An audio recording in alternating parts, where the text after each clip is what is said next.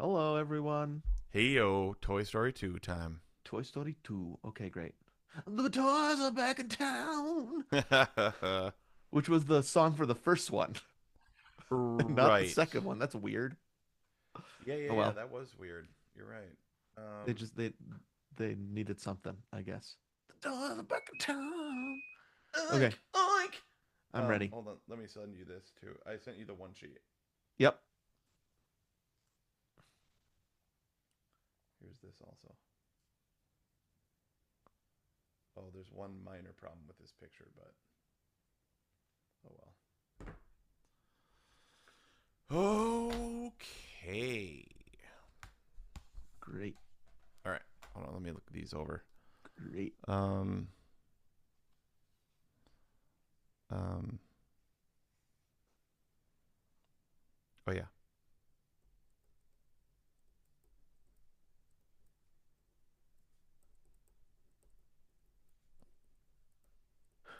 All right. Okay, let's do it. Wow. Holy smokes. Okay. Just looking Hmm. over my notes. Hmm. Ridiculous. All right, here we go. Yeah. Ready? Yep. Okay. One, two, three, click. Let's clap. One, two, three, clap. Clap. One, two, three, clap. Clap. In the late 90s, Disney sequels were big business for Blockbuster Video. Those clamshell clad, straight to VHS follow ups showed up 10 copies at a time and lived on the new release wall for months. I know this because I was there, all dolled up in that blue polo, loose khakis, and yellow name tag. Side note, the Blockbuster I worked at shared a wall with a Subway, so whenever I smell a sub, I want to rent a video, like Face Off or something. Anyway, I remember renting out so many copies of Return of Jafar and The Little Mermaid Ariel's Beginning and Lion King One and a Half to families every Friday and Saturday night. These movies weren't cultural events, but they were dependable rentals. Right in the middle of that era, Pixar started making its first sequel for Disney, and it was supposed to follow the same exact path: smaller budget, crappier animation, recast leads, and direct to video. But about halfway through, they came to a realization. The world they'd created in 1995 refused to be downsized. There was the promise of something bigger here, and something funnier and sadder and deeper too. A sequel that didn't just continue the story for the sake of a Friday night rental, but instead expanded it in a way that only the big screen could hold. And what moviegoer and what moviegoers got, in the opinion of that blue poloed kid and his future podcasting self, is perhaps the greatest sequel ever made. Yes, even better than Beauty and the Beast and Enchanted Christmas. We're the two Gomers. We're talking Toy Story 2. And this is Perfect Movie.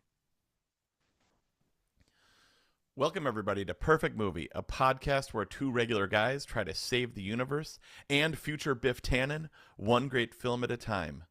This is Anthony speaking, one of those two aforementioned Gomers, coming to you from Atlanta, Georgia, the home of Fellini's Pizza. Wait, I don't know why I said that, but I usually edit these episodes at Fellini's.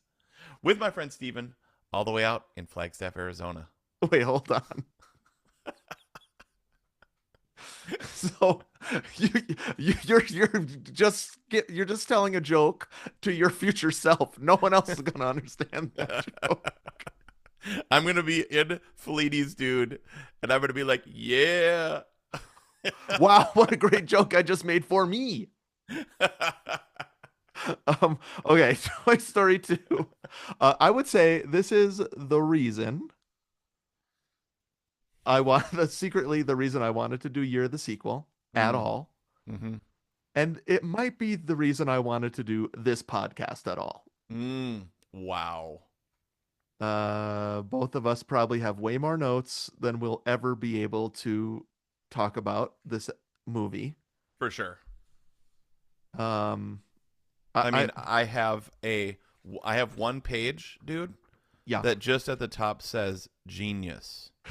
And then, so this page, if we ever get to a section where we just have to, because you know how sometimes we do like chill, like stuff that gave me chill bumps Yeah, yeah, at the yeah. end, or just we just start rattling off. As I watched the movie for the second time, well, I didn't watch the whole movie twice, but we did once as a family full screening, and Mm-hmm. then like lived through it, thinking about it. Yeah. I just every time something I was like genius. Mm-hmm. I can't wait to hear that piece of paper. Mm-hmm. There's a lot in here, obviously, that we think is genius. Not obviously, probably maybe not obviously. I don't know if everybody loves this movie. Yeah, I you don't think know, everyone, I don't think anyone loves this movie as much as I do. ha, That might be true. I don't know. Um, I was just making sure this is true on my letterboxed top four. You put your top four movies on there so people when they follow you know what your top four are. sure. And my number one is Toy Story 2 on this Wow, list. Now, that's, you curate this top four on your letterbox of course. to mm, to give people an idea, I think, of the variety of movies that are your favorite. Yep, So, when you see somebody, I have to admit, when I see somebody whose favorite movies are Star Wars, Back to the Future, yep. it's kind of like, get real. Right. You're like, come on, have an original thought. So I do have Jurassic Park as my top, one of my top four. But if you look at them, and they're not in order, they're not supposed to be in order, but on the far left is Toy Story 2 there on my top four. So I don't even have a letterbox. I don't even. I've heard of people talking about it on podcasts. I want to start a letterbox just so I can say "Night They Saved" as number one. Y- Anthony, when I was eating breakfast this morning and looking at my letterbox, I thought, well, of course, Anthony would have Night They Saved on his front page. And I agree. I thought the same thing. He should have a letterbox just for that reason, so that I could be Night They Saved, Space Camp, first 5 minutes of Deep Impact. Deep Impact and Robinson Crusoe on Mars, dude. That would, you know what? You would stand out on Letterboxd. I wonder if anyone in the world has the Night They Saved in their top four on Letterboxd. Is I'm it gonna guess possible to low. look it up? I mean, I'm sure it's. What if it isn't even on Letterboxd at all? Oh, that would be super sad. While you look that up real quick, dude, I was just thinking about when at the end of the cold open, which just Mm-hmm. happened to the Yeah. listener, or which just happened, the listener just heard it. Mm-hmm. But you said this is perfect movie, right? Yep. It made me think of. Remember, my dad said like he had one of his teachers, one of his conducting professors, Uh-huh. or at some sort of thing said that's beautiful, right? And he Yeah. was like, he's like, no, that wasn't beautiful. No, no, no, that describes what beautiful is. Yeah. So forever and ever, you can Mm. go back and be like, okay, that was beautiful, right? Yep. When you said that, I thought about this. You Mm. were like, this, like where we are right now, this is perfect movie, right? Like this movie Mm-hmm. is up there with definition of. I think so, at least. Now, I did find the Night They Saved Christmas on Letterboxd. Yes. Okay, what does It it has get? shockingly an average rating of 3.0 out of 5. But I just want to read you the first line of this guy's review. Opens with an on-screen computer output of detailed oil drilling information and statistics. Merry Christmas. Genius. Oh, That's so incredible. please, Anthony, at some point when you remember it, join Letterboxd and put that Okay. as your number one. Okay, sweet. So I am surprised there are a lot of ratings and a lot of people that have seen this movie. Huh. Um, so there you go. Uh, Toy Story 2 is in a different category, I would say, Yeah. than The Yeah. Night They Saved. Um, I, I just want, it's one of these, like, forewarn the listening audience that it is a movie that I am that is not only I actually think it's a perfect movie. It's Mhm. perfectly constructed, Mhm. and it hits all my check boxes on what a perfect movie is. Yep. It is deeply ingrained in my spirit and soul for Yeah. like three different reasons. Oh, yeah. Like you can feel this movie in your body. I Yep. mean that for myself. I shouldn't have said you. I can feel the sound of this. When I hear the sound, I go to Disney World. Mm-hmm. I think about my girls. I mean, it's Yep. like there's something that Pixar somehow captured in our imagination. And like I was just hearing John Ortberg talk about like feelings versus emotions. Like he's like Okay. feelings are thoughts you have Mm-hmm. and they're visceral, but he was like emotions are things you feel in your body. Okay. Yeah. And obviously they're both like totally connected. Mm-hmm. And I was like, I have an emotional physical response. I would say it's Probably all that. It's physical, even it's emotional, it's feeling. Yeah. maybe even more to Wally, dude. Like Interesting. when I hear the opening of Wally, I'm wrecked by so many things in this movie. Um, but there's something that Pixar and it like all four of us when we sat down and watched it next to Mm-hmm. a roaring fire on Tuesday night Wow. because we did Toy Story 1 on Monday night, roaring fire, Toy Story 2 on Tuesday night, roaring fire. Wow. Uh and all of us were like, how do we get to Disney World as soon as possible? Well, I'll be at Disneyland a week and a half from now. Nice. Oh I'm yeah, going, from your trip. Yep. yeah, I'm coming from a boat Uh-huh. to the mainland. I'll get there at 8 a.m. My flight is out that night at 8 p.m. and I'm gonna spend 7 hours in the middle Great. in Disneyland. And when you approach the park, Yep. it's the same with Disney World. You start hearing I know. Yep. so much Randy Newman. Yep. I think your connection, even I love Wally. I think your connection with Wally is because your girls watched it so much. Yeah. So your Wally connection is my Toy Story connection in that category. Toy Totally. Story 2, I would say in particular. Yep. Um, I don't know why I said there's only probably three reasons why it's deeply ingrained in me. There's probably 30, right? Emotional, Of course. physical reasons that this movie in particular is ingrained in me. And one of them is this is the Pixar movie that we watched the most with the boys, 100%. Okay. And Great. so that might have been Wally for you, I wonder. Wally was one of the first movies Lily ever saw, Mm-hmm. Right. and it's the last movie my grandma ever saw. Yeah. Right in the Yep. theater, like we took her to it. Mm-hmm. We like, like I said in the previous Toy Story episode from like 5 6 years ago. 6 years ago. Yeah. Crazy. Um, yeah, and I'm a space cadet. Like, Yep. I mean, I have Wally and Eva on my desk. I have Mm-hmm. E.T. and Yeah. Elliot on my desk. Like, um, The yeah, space of it all. Yep. The outer the space space of of it that all. movie. The Mm-hmm. Thomas Newman score. Um, Oh man. The Sigourney Weaver voiceover. the Sigourney Weaver. I mean, yeah, I That movie's yeah, the people in the chairs that fly around, right? yep. The end of I mean all Jeff that stuff. Garlin. Yes, Jeff Uh, Garlin. yeah, Yeah, this movie is, I think this movie holds that slot yep, in my heart, and it has now holds a different place in my heart on a viewing like we did a couple nights ago, where now the boys are gone. And so yep, when we recorded our Toy Story 1 episode, like you just mentioned, that was 6 years ago. That was during the pandemic, 2020. yep, I had a 14-year-old. yep, You've got a 14-year-old now. And yep. so that's interesting. So Jack, my youngest, was 14. Noah was 16. Mm-hmm.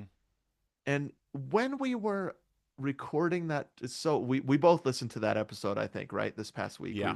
listened. It was so interesting to hear myself, not only because my throat was obviously in pain Mm-hmm. Yeah. already. Yeah, you were getting really raspy, but you were Yep, also on Zoom a million hours a day. that's right. Um, but just to hear my thoughts on the Toy Story franchise being about aging and being Mm. about saying goodbye to your kids. Yeah.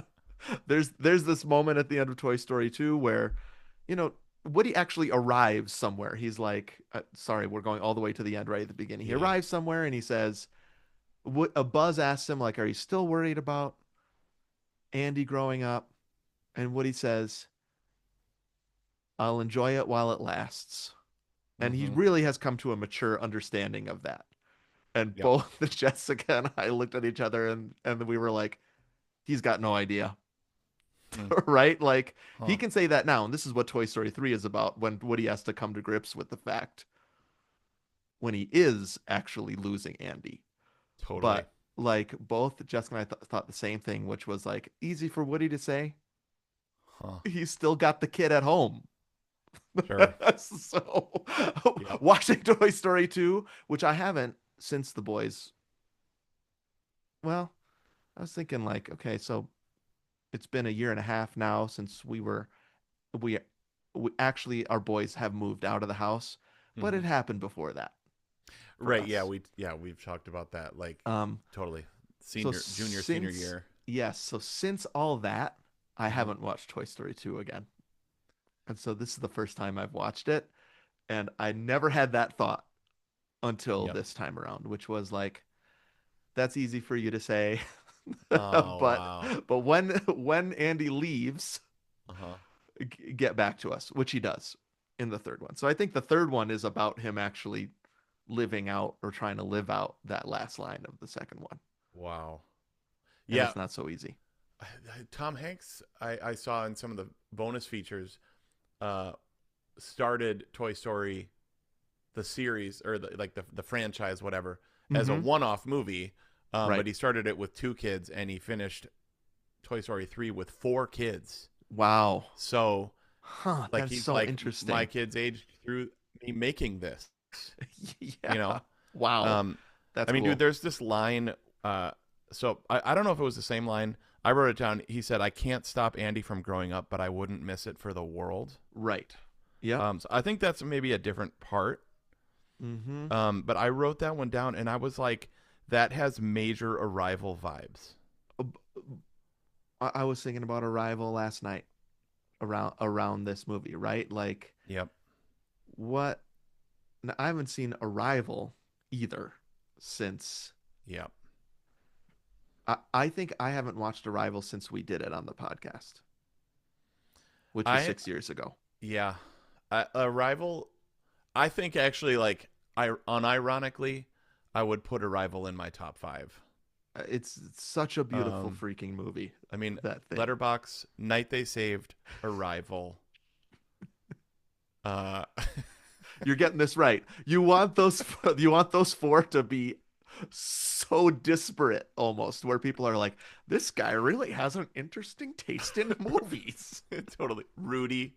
I mean, E.T. Duh. I think E.T. would take the slot that I put Jurassic Park in, which is this is Yeah. obvious. I cannot separate myself from this 90s Spielberg movie, right? Yep. Mm-hmm. Um, so E.T., we've done E.T., we've done Jurassic Park. Yep. For some reason, Jurassic Park always goes up higher for me Yep. because of the maybe my logic brain. Who knows? I Um, yeah, I think for me the reason that it gets kicked off is yep. too loud. Too loud. You need to sit in it and sit in the quiet emotion more. Yeah, I think that's like we talked about that in Die Hard, Hmm. how I adore Die Hard, but it's like all the guns and stuff Yes, as that's a true. background movie, it makes Hmm. it difficult. Same with Yep. Inception versus Interstellar. Now, Or I know you Arrival. feel the music is too loud, but like That if I was music gonna at the pick, end is so loud. I know, but if I was gonna pick a Nolan, it would be Interstellar with a bullet. Yeah, I see what you mean. Is Yep. what I mean. Yeah, yeah. Inception, which came out the same year as Toy Story 3, I remember. Um, Mm. Inception is kind of like it just like pummels you at the end.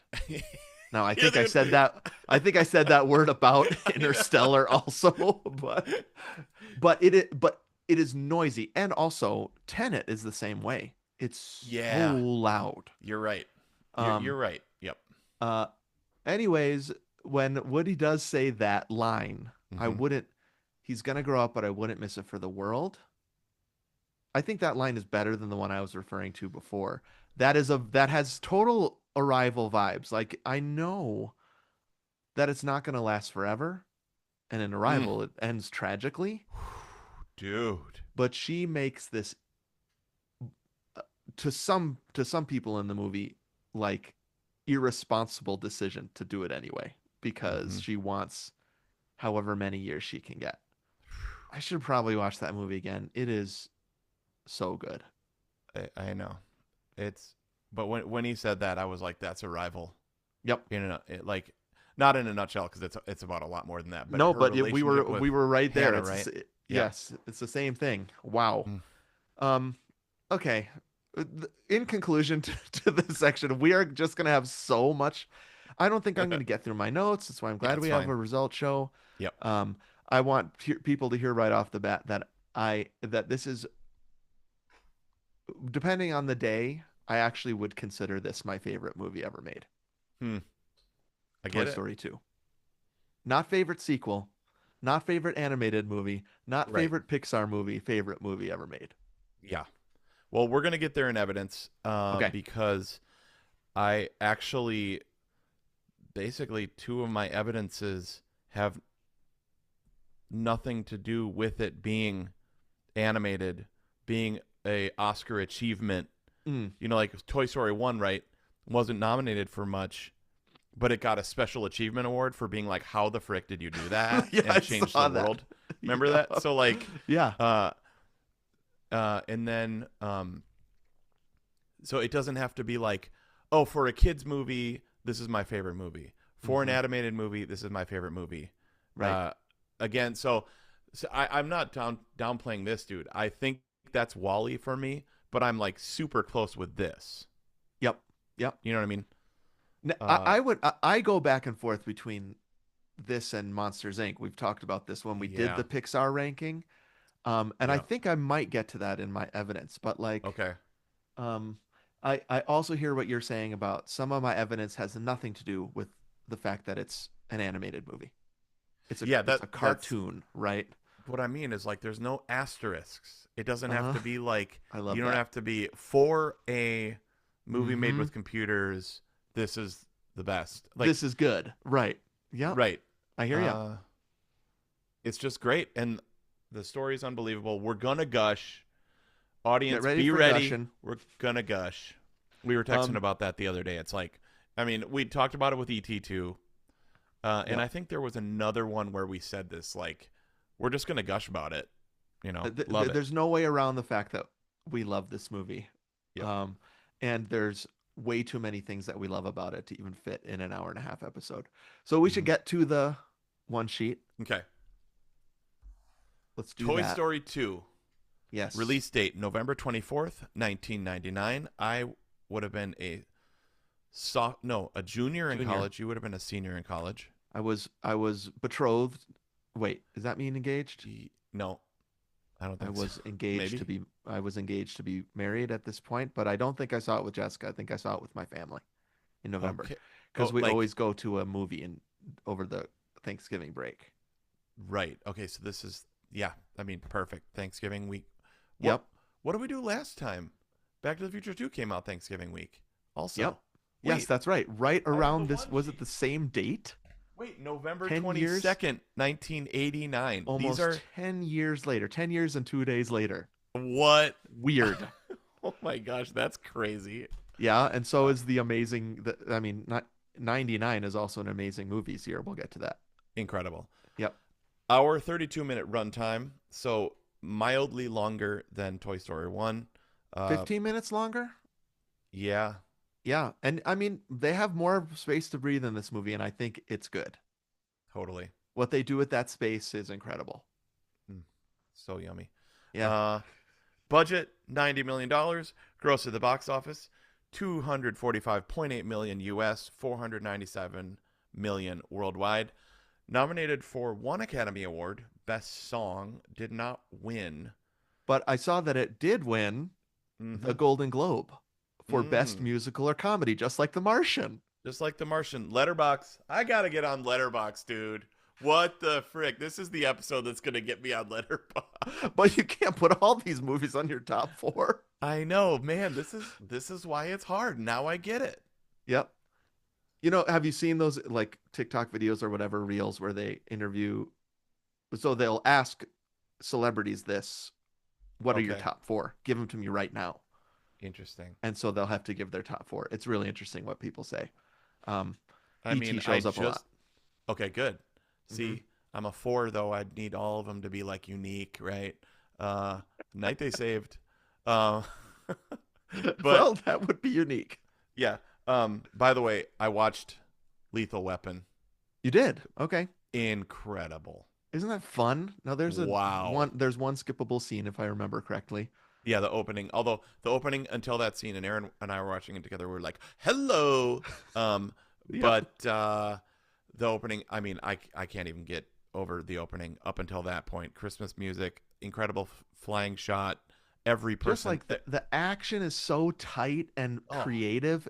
And man. that honestly that lasts for all four movies. The action scenes are always creative and fun. Yep. Kevin DM'd me and was like, you haven't seen Lethal Weapon? Get on it, dude." And I watched it right away. I'm sorry. I know you've told me to do a million things, I don't and I care. didn't do it. At this I point I'm just like I'll take it. It's I great. was like, I have to watch it. I've got Toy Story 2 or Lethal Weapon 2 queued up. So, Sweet. I love maybe it. we'll have to put it on the podcast. And then you're getting closer to being a Donner completist if you're watching the That's what it was. It was Lethal Weapon. Donner. It was Michael Kamen on the score the year Oh, before yeah. Die Hard. Okay. So like it sounds he's using the I bet same it bells sounds and the same. chimes, Hmm. same synthesizers as he used in Die Hard. So Christmas movie, Die Hard score, but different movie. Like Donner, I've got to Goonies, watch this tonight. dude. I Lethal haven't watched Weapon, Lethal Weapon in a long time. It's good. it Just is wait till so good. Pesci comes on the scene pretty Oh quick. man, yeah. So, and I mean Danny Glover, Yeah, first line, I'm 50, right? He's like being 50, and then he just keeps saying, "I'm too old for this." I'm Beep. getting too old for this beep. I mean, that's where it comes from. Do they ever say that in a Toy Story movie? They must. I would not doubt that.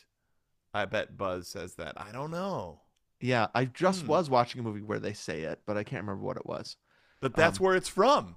that's where it's from. It's like when you see a meme in the wild. Yep. It's like it starts on his 50th birthday, which is the day before Christmas, Yep, or maybe 2 days before Christmas. it's a Anyways, couple days, I think. Yeah, wow, what a movie. so good. Okay. Sorry. Back to 1999. That was 1988, I believe. Other movies released around the same time: Star Wars Episode 1, Sixth Sense, Done it, Austin Powers, done it, Toy Story 2, number 4 at the box office, Yep. Matrix, done it. Yep. Tarzan with one of my favorite songs of all time in it. You'll be in my oh, heart. You like that one? oh, love. Like Lily did that in her first voice recital. Oh, We did it on wonderful. guitar and voice. Like, Yeah, oh my you know gosh. what? I love Tarzan, and here's why. Because Phil Collins does those songs, right? But Yep. they're not sung. They're background. Yep. And so Just You'll Be like in My Heart is not sung. It's just the soundtrack. yeah, it's like a credits song except during the movie. You know what I mean? This is a great way to describe it. The whole all of Tarzan is the credits. Yep.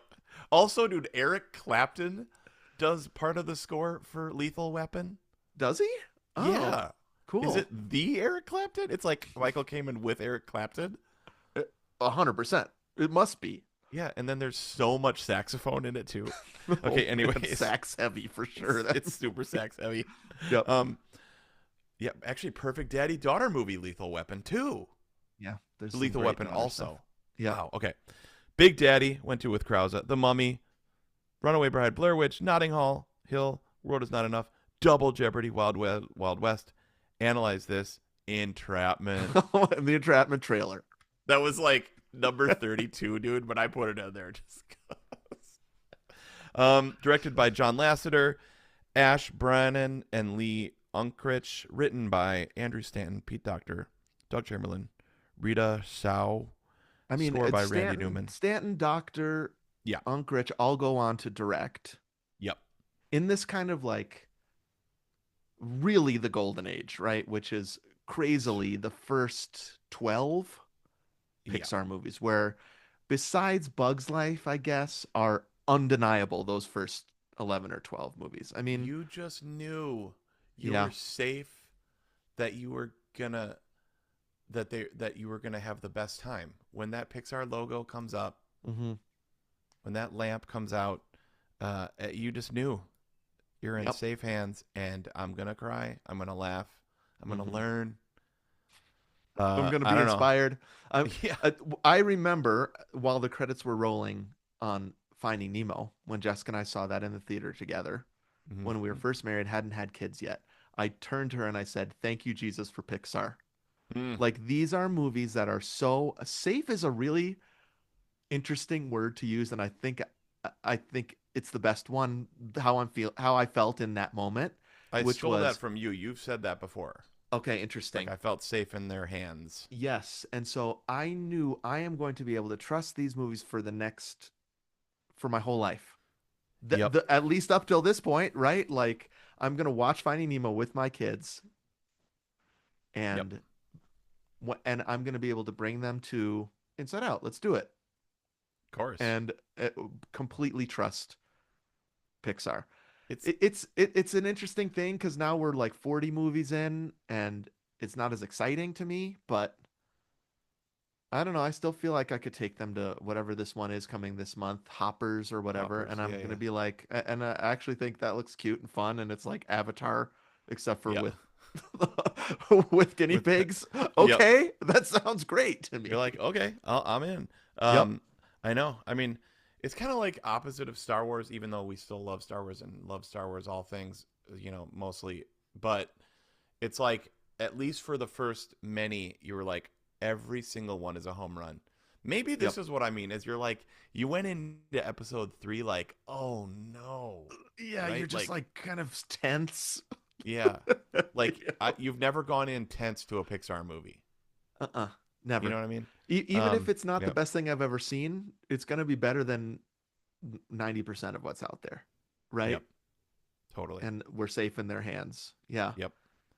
100% Rotten Tomatoes critic score. Wow. Just like Toy Story 1 got 100%. They're some of the only Yep. 100%. Actually, there are other 100%, but for a series, For one and two, it must be rare. I think I said in that Toy Story episode that it's the only one. I can't remember where I got that information. It could be okay. something I just say, but I must have gotten it somewhere. But that was 6 years ago, so who knows if that's continued. But man, 100% critic, that's nothing to shake a stick at. That's pretty Yeah, great. dude. Yeah. 87% audience. Toy Story Mm-hmm. 1 got 192. Mm-hmm. Toy Story 3, 98.90. Toy Story 4, 90. 96.94. Wow. What did Night They Save get again? I didn't write that down here. I don't know what the. I'm surprised. You usually compare every movie we do with Night They Saved. Oh man, I'm embarrassed for myself. I'm sorry. No, no, don't. Be proud on that top four. I am proud. I love it. It will always be there, dude. Yeah. I don't Um, know. I'm looking at this list of voice actors, and Yeah. I'm thinking about how many are sitcom stars.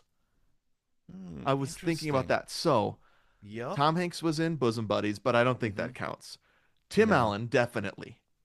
Right? Tool Time. Home Yep. Improvement. Yeah, for sure. Kelsey Grammer is Frasier. And Cheers. Right, exactly.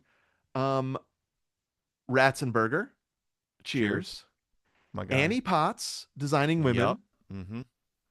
Um, Wayne Knight. Wayne Knight, Seinfeld, Yep. and Estelle Harris from Seinfeld. Yep. Estelle Harris Wow. was the one that got me thinking about it because I was like, Yeah. okay, George's mom. Yep. But it's like all of these are like must see TV NBC, I feel like, except for Home Improvement, I guess. Yeah. But I think all of the rest of them are NBC Thursday night shows. It is crazy. It's almost like they picked him off one by one, Yeah. just like that. Like they knew they're again, see, safe is a weird word actually, because like when you pick a collaborator, you don't want him to be safe. You want him to bring something amazing to the table, and they all do. But you also know they're gonna hit. Maybe it's Yeah. like, Yeah. like when you choose a ball player, Mm-hmm. for your team, and you're Yes. like they're gonna hit homers every time. You know what I mean? Or so I it's learned like, I learned this from Moneyball that you oh, don't okay, always pick the superstars. You pick the ones that are most consistent or aren't actually that great. This has nothing to right, do with Toy Story, too. right. Um, all I know is I was thinking, well, it's almost like they're our age, these people that are making Mm, these movies, and are like, mm-hmm. who would be fun to have in a movie? I know, Wayne freaking Knight. Yeah, dude. I mean, you knew when he showed up. You're like perfect. I mean, remember he was in Yes. Cheaper by the Dozen around the same time. And Uh, was he? I mean, Jurassic Park, I guess, six yep, years earlier. yep, But still, I mean, what?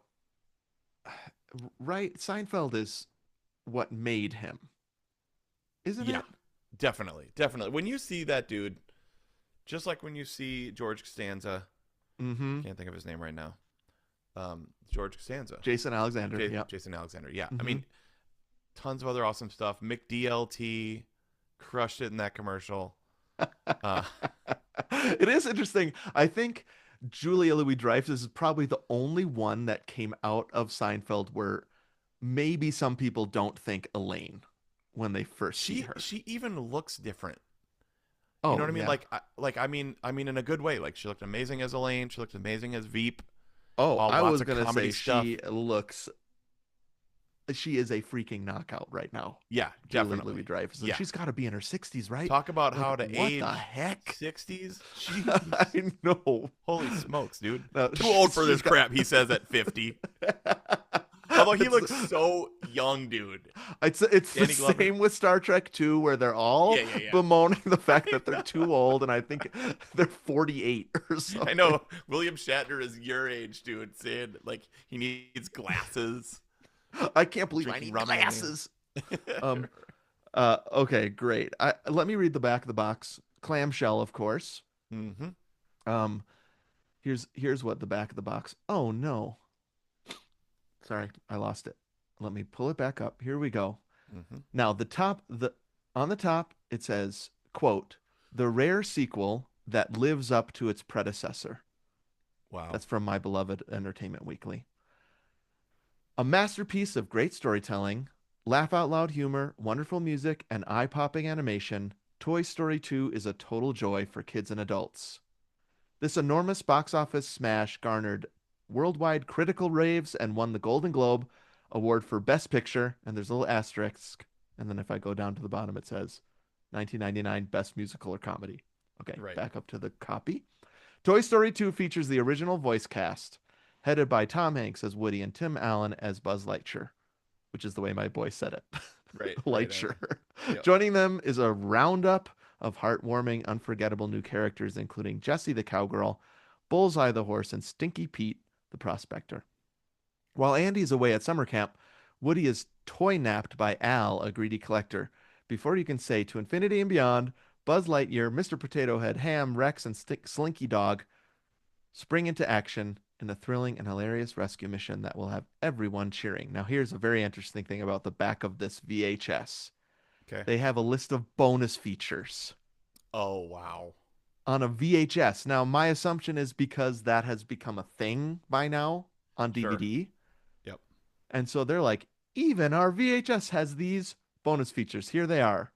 Complete set of hilarious outtakes. That's not a bonus feature. I saw that in the movie. Uh-huh. Luxo Jr., the animated short film from Pixar. That's the one with the ball. Yep. And then pristine presentation created directly from the original digital source. Those are the bonus features. That's just a description of how the movie is. But it's got its own box with the bonus features. I just thought that was interesting. Rated G, Good News Nation in vibrant color. Mm. 92 Actually, minutes long. different colors. Like, you can tell right off the bat, like the color palette. I Yes. mean, it's like they're just more mature as filmmakers. They're Yeah. rendering it so much more realistically. There's stuff Yep. There's dust. There's stuff underneath the dresser we noticed. There's Uh, hair, there's yep. stuff like that. Um, does any movie look better than its, does any sequel look better, more better than its sequel? Maybe than its original, I should say. Maybe Santa Claus 2. Yeah, higher You know production how value. much better Santa Claus 2 looks than Actually, Santa Claus? you know what, dude? Though Empire Strikes Back looks better than 1 or It 4. does. It does. Honestly, sorry, I'm not trying to step on your take. I actually No. think a lot do Yep. because like Rocky 2 is way better than Rocky 1. I mean, in Hmm. terms of How it looks. production value, Yeah. but like this is a leap forward. Yeah. Every Yep. Toy Story is like because we watched Toy Story 5 trailer. Hmm. We watched all the trailers after 2, Yep. and we watched Toy Story 5 trailer, and we were like, it's not going to be as good as 1, 2, or 3. Yeah, I Mm-mm. think it's going to be awesome. It's going to be fun. We're all going to go, but it looks ridiculously. I don't know. It looks great. I agree with you. The every iteration is shocking how much better it looks. Yep. I think I was saying it kind of makes me mad. Maybe I didn't say that, but like Toy Story 4, you're like, what the heck am I seeing? Yeah, yeah. That's why I want them to upconvert. Just I know. upconvert. I know it. 1, 2, Um, upconvert them to the new thing. Make them look just like that. that's all we want. Yep. Can't somebody do it? All right, let's head into the trial so we can try to convince people that it's as perfect as we think it is. Let's do All it. right. All right, let's clap. 1, 2, 3, clap. Clap. 1, 2, 3, clap. Clap. All rise. Hey, how's it going over there? I actually looked it up. Phil Collins, you'll be in my heart, won the Academy Award for Best Song. Oh, it did? Um, Great. And also, the Gomer One Sheet Uh-huh. is the first ever Gomer One Sheet written with the Blackwing pen. Oh, It's big news. Big news nation. He wrote it with this great. Now, I was surprised you took it out of the house. listen The picture to you that. took of it was you writing with it at your, I think at your concert hall, right? I keep it in my bassoon case. I have it I in see. my journal with my Bible at church. I dropped it. I dropped the little top thingy. Uh-oh. That's my only complaint is that magnetic top comes out way too easily, dude. So I won't take it out of the house because it was a pricey item. Well, that's when that happened, and I was like, and then I actually lost the pen for like 5 minutes. Yeah. I was like, Aaron, that was a $75 pen. She was like, that was a $75 pen. Well, And I was like, very well, similar experiences. I said the Gomers both got one. Wait, don't blame it on me. I said it's Steven's fault. He made me buy it. She said, "Of course it is." Just kidding. Okay. I used fun money, not Gomer money. We used fun money, right? Oh, I use Gomer money. Okay. Well, Gomer money that was yours, not for like a race. That's what I'm trying to. That's right. And That's what I did mean. When I also did. Yeah, it people- was money that I got paid out Right. from the Patreon, and I also didn't use corporate Gomer money right. from our account. I Yep. wouldn't dare. No. Okay. Toy Story 2. Here's how this works. We pick a movie that we love, and we love this movie. Oh yeah. We act as its defense counsel and present evidence C's. And you hear Mm. this sound when we do. Probably going to be hearing it a lot. And as we're doing that, we're trying to prove to ourselves, to one another, and to you, the listener, that the movie is not only good, but it's perfect. When we're done, we put it to a vote for you listeners. And if you vote 75% or yes collectively, that's a yes. If you vote a yes, if I vote a yes, if Anthony votes yes, that means it's perfect. And we send it over to alternate 1985 Biff eventually. Right? I mean, I think it goes forward, it goes back, and then it gets to him Yep. for him to watch and be converted. I would say converted back from Nightmare Biff to Nice Biff, who owns his own auto detailing company that has Yes. those matchbooks, right? And in gratitude for doing this, he gives us free car detailing once a month for life. Double Wow, wax. okay, great. Triple It's wax. it's getting better and better every episode. And also somehow we both end up with that Toyota truck. Okay, that's great too, because we have, after all, saved Hill Valley, so Right. we're owed it. Yep. Okay. Uh, I don't even know. I don't even know where to start. Okay, here's something I wanted to start with, dude, if you don't Okay, mind. please Um, do. I want to somehow transport back. Mm, So here's something that's hard with movies that we know like just so stinking well mm-hmm. is like imagine that you're seeing this for the first time. Okay. I Uh, was imagining this when I okay, was thinking like about this episode. um, and you don't know every twist and turn, every Every needle drop, beat. every Yep. yeah, every beat, every Mm-hmm. the tone of every voice, every word, Yeah. and you're just like going into it, and you're like, how did you feel as a Okay. college student? I remember how I felt, which Mm-hmm. was uh Toy Story, like we talked about 6 years ago, absolutely knocked me out, and I think changed the film world, right? Like Mm-hmm. it was so good Mm-hmm. that people were like, okay, this is something's happening here, right? And so The Toy bar has Story, been raised. yes. And so Buzz and Woody and all these things, like they were already and immediately and 5 years later still, 4 years later still a part of the culture. Mm-hmm. I had been disappointed by Bug's Life. Ah, And so yeah, I I kind of remember that too. Yep. I thought maybe it was lightning in a bottle and it was just Toy Story. And then I Hmm. remember being like, we're already getting like their third movie is a sequel. Huh.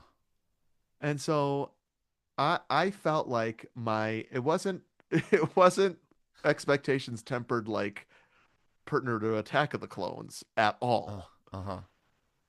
I was I was like, okay, let Toy Story 2 came out over Thanksgiving weekend, let's go. Mm-hmm. Um and I was kind of like this will be fun. Yep. That was the attitude I had going in. Yep. And it was not the attitude I had coming out. That's for sure. I just like imagine you all at Marcus Theater Point Hmm. It was Cinema definitely there, um 100% there. Yes. Thanksgiving. I'm trying to think of what I was doing cuz like I don't even know that I saw it in the theater, dude. Yeah. Yep. Um because Toy Story 3 is one of the most visceral movie going experiences of my life. Maybe if we ever did that on the I can't remember if we even did it on the movie experiences, best movie I don't, yeah, I'm experiences. not sure that we did. Yeah, we missed a lot, I think, on that episode. We might Yep. have to do another one. I Yeah. hadn't I've never cried more in a movie than Toy Story 3. Wow. I Okay, there you go. cried from start to finish. 3D glasses with Fogged up clean 3D no, they glasses. weren't even the Kleenex I had stuffed into the 3D glasses for almost the whole movie, dude. Yes, I remember two moments in particular that I physically tears coming out of my eyes during Yeah. Toy Story 3. I can't Yeah. say that that happened to me in my first viewing of Toy Story 2. Sure. I was certainly emotionally affected, and we'll get Hmm. to that point. Yep. Um, but mostly I was shocked at how good it was. Wow. Okay. Here, let me chunk in here then, okay? Okay, great. All right.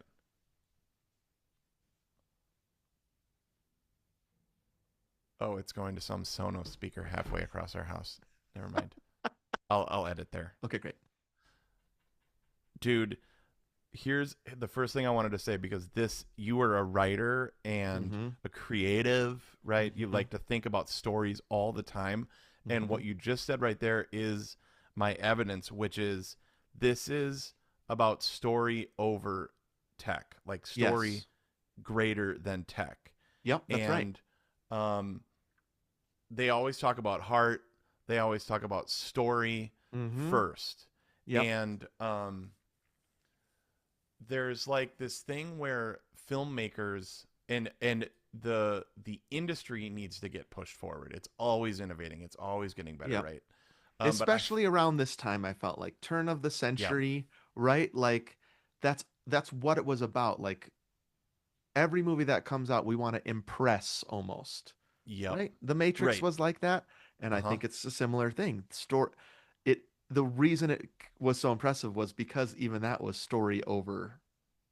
technological impression. Oh yeah, I mean, Jurassic Park, we talked about this exact same thing. The Yep, tech serves the story. there you go. So it's like, Yes. why do we need dinosaur like if you have the we talked about this in the Jurassic Park episode, the Phil Tippett like claymation dinosaurs, not claymation, sorry. He's Stop wait. motion, yeah, Stop sure. motion, that's what I was trying to think of. Yep. You're like, it's just not going to look as good. Mm-hmm. And so the tech drove the fear of it. Yeah. You know what I mean? Uh, it changed the story by how good it looked. Mm-hmm. Um, and so the story was always the driver, Yep.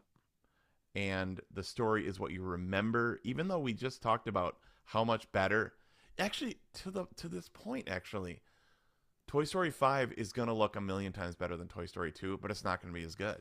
I was just gonna say, have we crossed over some? I can't think of a good analogy. Have we crossed something Mm-hmm. where every Pixar movie you're not thinking, "Wow, that looks so much better than the last one," where that You're was almost happening entitled in the to it. first 10. Like, this is gonna Yeah, look better. It better look better. it. You I know? remember feeling like, "Oh wow, Monsters Inc. The hair on Yeah. Sully is an incredible accomplishment." When they go into the Yeah. snow, I remember Yeah. thinking, wow, that looks so good. I went Finding Nemo underwater where all the Uh, particles are floating. And you're like, yeah. I've never seen anything like this before when they're above the water and the water looks real, right? Uh-huh. I didn't, when I saw Inside Out 2, I wasn't thinking, wow, the hockey puck looks so much better than the last hockey puck I saw. Um, there's some line, I didn't feel that way about Soul either, right? Like it's the Mm, story that has to keep driving this. yep. What's amazing to me is that the story was driving it from the beginning Mm-hmm. of Pixar. 100%. It's all about story. Yes. Actually, dude, I saw this TED talk about like by Simon Sinek. You know that Mm-hmm. dude? He's kind of like a Mm-mm. thinker, just super smart dude, intellectual guy. I wish I could Um, just be a thinker for a living. That sounds I fun. know. How does he do that? I Well, don't actually, know. I don't think. Actually, I think a lot, but not that well. Uh, I guess he's good at it. Yep. but he does this one. It might be one of his early ones where it's like why, what, how, like the circles. Mm. So he's like, and his thing is like, here is why, like Apple is so successful. Okay. Is he because he says most companies lead with what, how, then why. I see. Uh-huh. And he was like, Apple is like why at the core. Okay. And then the Got it. what and the how Mm-hmm. derive from the why. Yeah. And he might have even met, I heard this a long time ago. Like he might have even talked about Pixar in this. I don't even remember. Maybe that's why it's in my brain. Maybe. Their Yeah. why is always heart and tell a great story. Yep. And That's so the right. what and the how, where I think other filmmakers, and actually, honestly, it's okay. James Cameron tells unbelievable stories. Mm-hmm. Sometimes I think he's like, how, what, why. Oh yeah. Do you know what I mean? I Robert think the same Zemeckis, thing. same thing. I was just gonna say Zemeckis like I'm gonna push it forward in this way, and you're gonna get Polar Express. Right. Okay. Yeah, yeah, Well, yeah. there's all sorts of misses there, but yeah, that is not a Pixar thing, right? I think story, heart is a word they use all the time, right? Mm-hmm. Overall. And Mm-hmm. so it- the tech still is shocking in this movie. I know, but like it's like this is why maybe this is another evidence, which is like the tech is so good, but the Hmm. story's even better. So I think I remember in that going all the way back to 1999 November, I think I remember being also amazed by the way it looked, Yeah. but that is not what I came out of the theater thinking about. Okay, here like as an example, like Dunkirk. No, no, not Dunkirk. I love that movie too. No, 1917. Yep, yep, I still when I think about that movie, I think about how they shot it in one take even though they didn't really. right. But like that's the coolest thing about that movie. Yep, you're right. And Eh, that's what I think I've talked about this before. Like I don't like war movies unless mm. there's a gimmick. Because I need something like that where I'm like, well, it's told in three different time frames uh, or it was shot in sure. all one single thing, Hmm. right? Um and so sometimes I highly value the technical gimmick Hmm. of Hmm. a movie. Yep. Um and I think both of us are saying this. Toy Story 2 is an incredible technical marvel, and it looks amazing when you compare it, Mm. especially to the two previous ones, right? Yep. Yep. Or anything else out there. Oh Shrek? yeah. I Shrek know. looks like somebody took a dump. I hate the way Shrek 1 looks, especially. But then when you get to like, and Toy Story 2 is before that. Toy So, Story 2 is before Shrek? yeah, Shrek is 2000. Really? Yes, and just think Oh, about the way these dang. things look different. Now, Andy and his mom don't look great still. 100%. They look really bad. The baby looks really bad. Baby looks The bad, and dog even the looks dog really looks bad. bad. And so they take the big swing. I think that may be a miss in this is still too many adults, even though Al looks Mhm. great. Mhm. Yep. I I think he think looks maybe great. it's because he has a beard, or he's kind of cartoonish Yeah, looking. Al. Uh-huh. Al looks so good. The old Yeah. man looks so good. The like restorer Ooh, guy. I love him from that chess short, right? It's just Uh-huh. Yep. lifted right out of that chess Yep. Pixar short. Yeah, those guys look great. I wonder if it's because they have a look Mm. and Yeah, like a Andy's just supposed caricature to look sort like of. a kid Yeah, yeah. Uh-huh. and his eyelashes look strange to me for Mm. some reason. Mhm. The best he looks is when he's supposed to look creepy in the dream. Do you know what I mean? Yeah, bye Woody. Bye, Woody. And Yeah. he's like, his eyes are a little crossed, looking right at this. I'm like, okay, he looks great there. But that's because he's supposed to look creepy. Yeah, yeah, yeah. And so It's they not did it. it's what's that thing called? The uncanny valley? Yeah, and they sit in that a lot in these first two Toy Story movies. That's the big jump in the third one where you're like, Andy looks good, and so does his mom. Uh-huh. Yep. Totally. Um, Laurie Metcalf is his mom from Roseanne, another sitcom. Oh yeah. Yeah, I kept thinking she was Mrs. Incredible. No, that's Holly Hunter. Oh Yeah, man. who what else did Holly Hunter do in I swore I heard her voice in something recently. No, she wasn't in Lethal Weapon. Mm-mm. No, I've heard her voice recently. I can't remember. Okay. Sorry. Um, can I talk a little bit about story and why I think they get the Yes. story right, especially in these first 10 movies, but especially in this movie? And Yep. I guess it's a sub chunk, but I'll Okay. chunk anyway. Is that all right? Yep. Um, I think in the early Pixar days, and it's perfectly done in this movie, is that they care in the story about character and fun more Mm. than message. Okay. So Good. I will just say this right now, and we'll see what happens when it comes in the summer. This is what's making me a little nervous about Toy Story 5. Gotcha. Yep. You saw the trailer, right? It's Yeah, we've like seen them all. Yep. it feels a little heavy-handed on the this one's about tech, I know. You can and tech almost is hear bad. I know master punchlines at like, parent groups be like, And you're screenagers, naming right? what I don't like about Master Punchlines, which is Yep. it's too easy, right? Yep. Like, Yep. Totally. so the trailer being all about like, oh, screens are coming. It's like, Yep. not only is it a little heavy-handed, it's what's making me nervous about it is it's heavy-handed in a way that kids are not gonna like. Actually, that's funny because we just watched the five trailer, right? And we were Yeah, like, we talk about this a lot, and they're like, I exactly. know. I Yes. get. Now that being said, dude, like I was just in a car with some kids, Mm-hmm. and we went to we went to youth group at church, and they were all having a blast, and then one of them was stuck on the phone again, Yeah. and one of my sweet friends was like, "Hey, I'm like talking to you," and he's like, "Oh, Mm-hmm. sorry," put it away. You know what So I mean? it's So like they even yeah. police each other. They police Yep. each other, and they see it when they're being ignored. Like so And I would say secretly maybe if I I don't know. trust anybody with it, it's Pixar, right? It Yep. just feels like heavy-handed, maybe not what kids are gonna like heavy-handed, and Right. also it feels a little late for this. I Like agree. Pixar Yep. always feels on the cutting edge to me. So a Yeah. movie about how a leap pad is Yeah. bad Yep. feels like that would have been so groundbreaking 10 years ago. I And couldn't so agree more. the reason this movie is wonderful is you could take the message out completely and Uh-huh. it still is incredible because the character, the Yep. fun, the action sequences, all that stuff comes first. Yep. This is just a story about friendship and about Woody gets lost and they're using creative things about toys like a weird toy collector and all these things. Yep. And also it's about something. Mm-hmm. I think it could be about like six or seven things, right? Like it could Yep. be like Toy Story 5 looks to me to be about one thing, and that also makes me nervous. Yeah.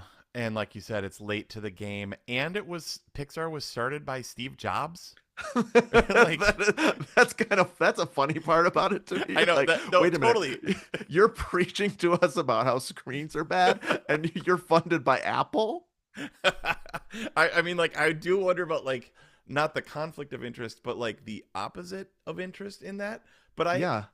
um I actually think that's super interesting. Um I hadn't thought about it until we watched the trailer, this last trailer though, about how kids would be like, "Yeah, we get it." I know. That's making me a little nervous. I really wonder what Uh-huh. it's going to be like when it When I comes out first and saw it in the people first see trailer that. though, I was like, "That's genius." The teaser Uh, was way better than the trailer, mhm. I would say. Yep, this I is hope it's about yeah. way more than that. And I think it really the chances are high that it is Wait, so about but way more than that. is the big bad in the movie screen I time? think so. I mean They that's tough sell. Uh, it's not a tough sell to parents because no. actually people get it. Also, parents are the problem too because we're on them all the time too. I think it's a tough sell to preteens and teenagers, honestly, Okay, whose let's. parents talk to them about this all the time and they're annoyed with being preached at by movies and grown-ups about this. Okay, prediction, dude. Yeah. There's a scene where it gets turned and the parents are stuck on screens. There might also be, I love that. And I think you're almost 100% right about that. I I think hope there might parents being also on be screens is yeah.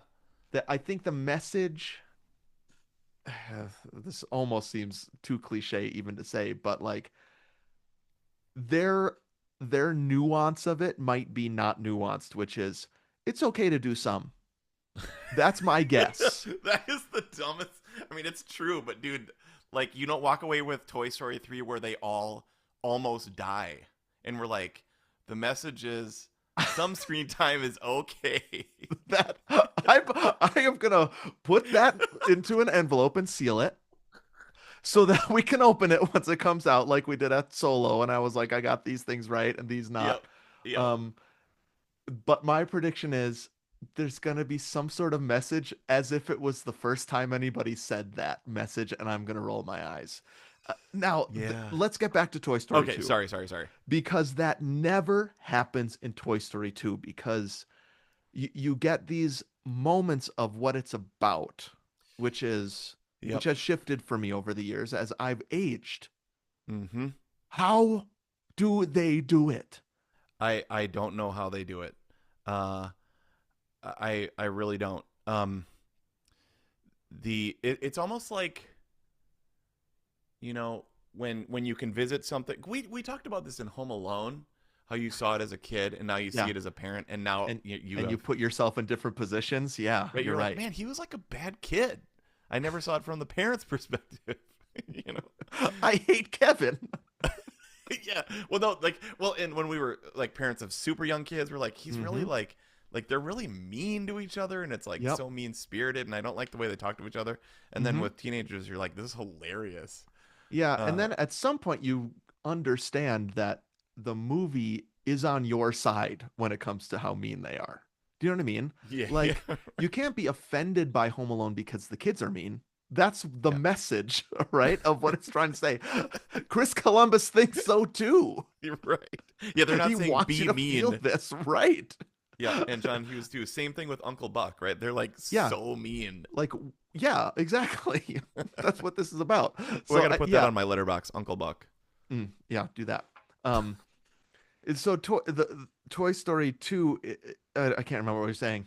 Shoot, sorry, because I How think do they do it? You said yeah, how how do do they they do do it? it? And so It's almost my yeah, it's pitch is different that facets. it's because they're not message forward. And so it's not a message that only works Yeah. at one time, like screens are bad, which I'm like, will that even be relevant at all in 20 years? See, dude, I Um, think the best messages come out of great stories, not the other way yes, around. right. And I, I I wonder sometimes if these first Pixar movies, which are kind of just fueled by caffeine, it's just like 100%. very few people working on these movies around the clock. If Yeah. it was an accident that we got these amazing movies. It's that thing of where an artist has maybe a certain amount of their best work that they'll ever do. Mm-hmm.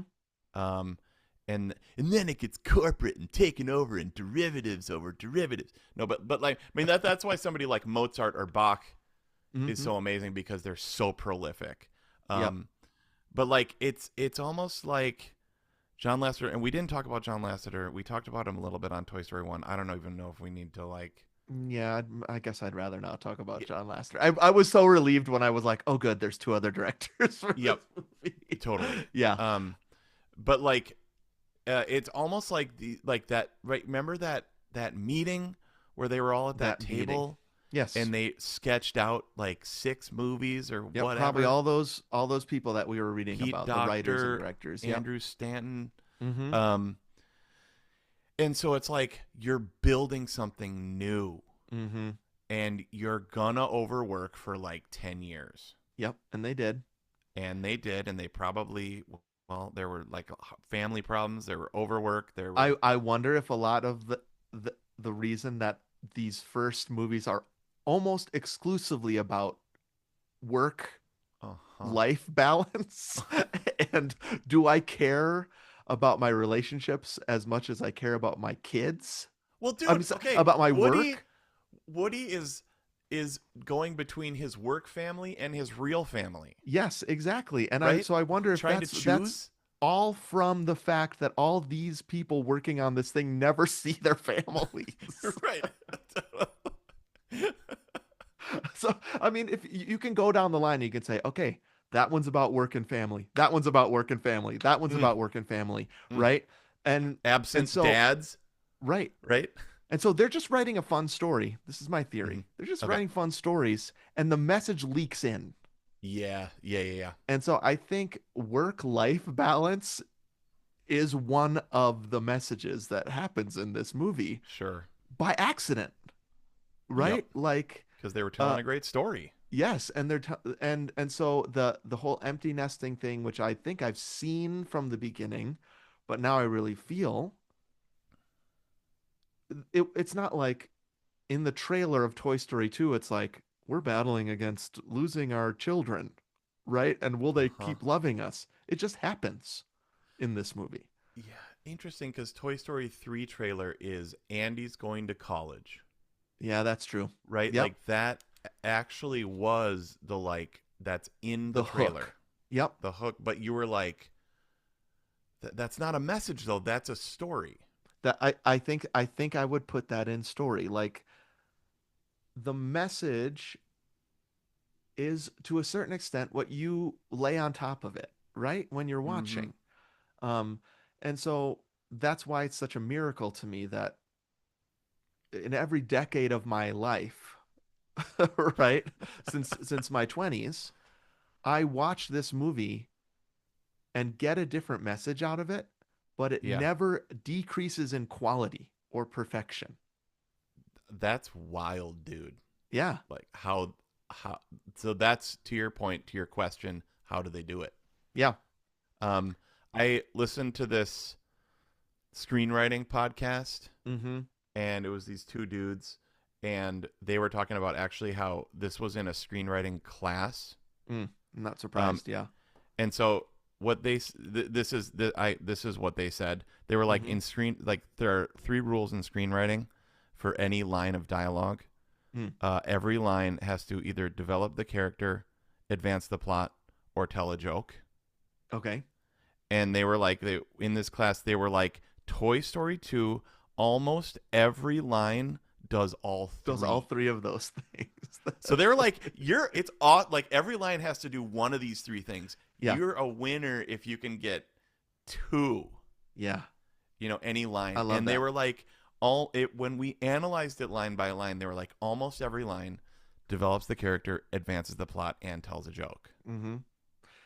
I wonder, part of that probably is how expensive animation is, right? And so Yeah, yeah, every yeah. line has to be so carefully written, Yep. um, that, sometimes you hear about Tom Hanks is ad-libbing a little bit, but it's not like they can take everything, right? And so Hmm. everything is so carefully constructed, Yeah. and it was so hard. You can just feel the care and the love of this movie. This is what we were talking about in Attack of the Clones when we were like, all those people animating this dumb joke. Like, And not one of them says, that doesn't really make any sense. right? Like, whose voice did we think was funny? Like, maybe one of the bounty hunters or something like that. Yeah. And like, so everything has, like you said, has so much work to it Mm-hmm. that you can't, like, nothing is throwaway. Yeah. Not like, because it takes hours and hours and hours and hours of dozens, hundreds of people to like animate these scenes. Yeah. So much thought and care has to be put into it. Um, Yep. So I yep. think that my big picture is it didn't start with the message, and that's why it's beautiful. Okay. That they start with the story, like you were saying, story, character, fun, Yep. fun ideas included. And so the rest of my stuff is just like stuff I love about the story. Okay. Not how it Awesome, dude. looks, even though how it sounds. I really love the score. I know Randy Newman's amazing. I Yep. this I want to know what his process is. I don't know a whole lot about Randy Newman. Um, is he related to Alfred Newman? That might be I like his don't know who grandpa. Alfred Newman is. Isn't that the guy that wrote the 20th Century Fox? Oh, I Da, don't know. da, da, da, da, da, da, It da, da, sounds da. familiar from something you've told me before, probably. And then Thomas Newman is his son, his brother. Oh, it's the whole Newman dynasty. I'm pretty sure we've litigated this on podcast before, and I can't remember right now. Okay. Um, I know I love it, how it looks, how it sounds, how it makes me feel. Um, what do you think is the message of the movie, dude? Um, well, I guess that depends on when I'm watching it. I think the message is it's better to be loved than to be famous.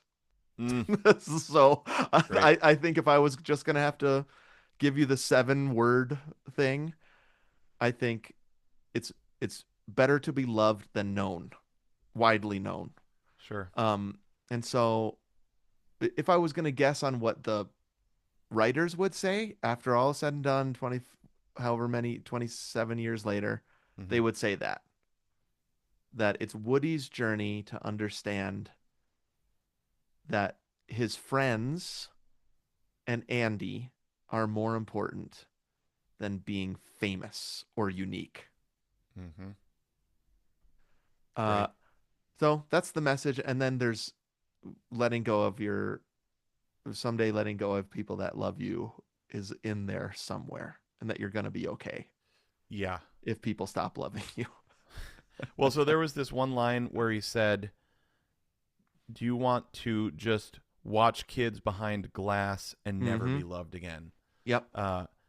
I actually thought that's a really, I mean, 8, 9 words way of describing what it's like. Now, neither of us is famous, but uh, you're in a fishbowl.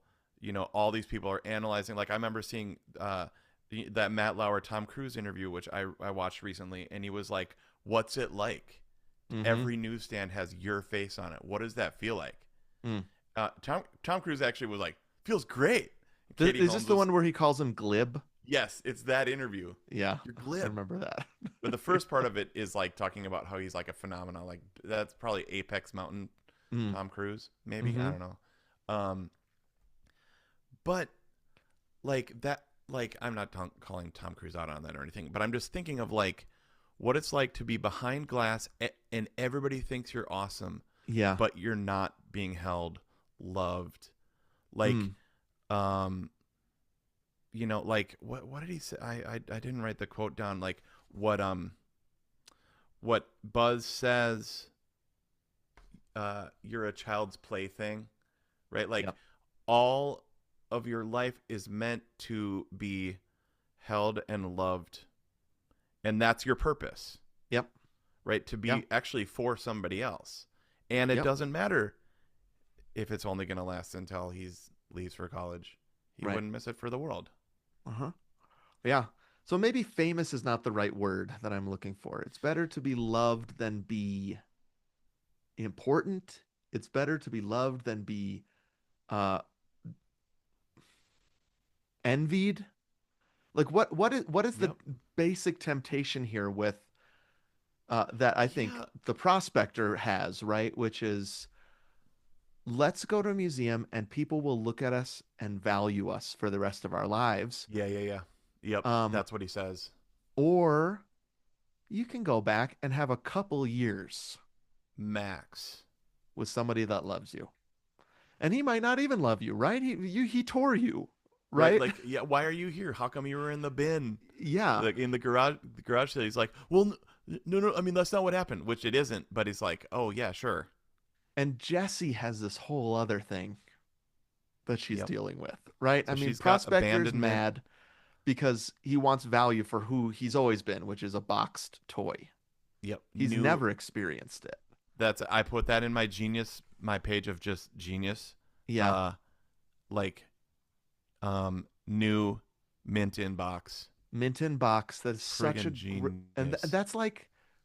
that's what I think that's what I'm talking about with like that is an incredible idea in a world of a toy to Yeah. examine. Yeah, it's like they are really diving into like the psyche, the fears, the hopes, the dreams of a toy. So like Yes. ultimate toy is like new mint in box. But actually, you know what? There's some serious C.S. Lewis action in there.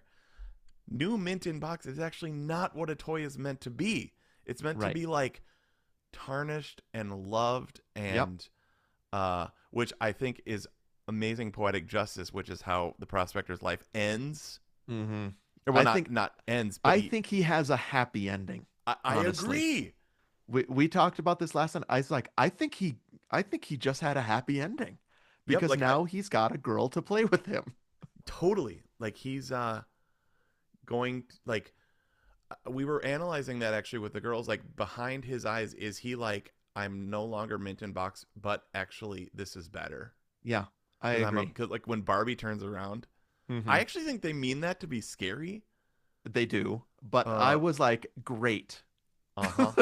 This girl that he got connected with, human girl, Yep. actually pays attention to her toys and is creative with them. She's creative. She's an artist. That was Yeah. hilarious, dude. So Prospector's Yep. never experienced it, and so I think Mm-hmm. he's got bitterness there. He's never Sure. experienced someone to love and play with him. Yep. Jesse, which I think is the most nuanced part of this movie, is, well, maybe not. Jesse, I love Jesse, and I've Joan always Cusack related to Jesse. I rules. think she's amazing. She has panic attacks, even, right? She's got Yeah. anxiety. Yep. She's claustrophobic, which I am. Yeah. Um, she she has experienced it Mm.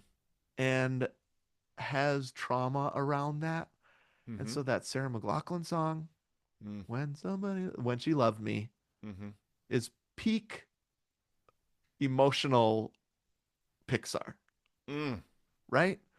Yeah. Like top maybe the only other one up there is the beginning of Up, right? The Mm-hmm. first Mm-hmm. that Up montage. Montage of music telling the life story of a character, of a person. Those are, of a yeah, couple.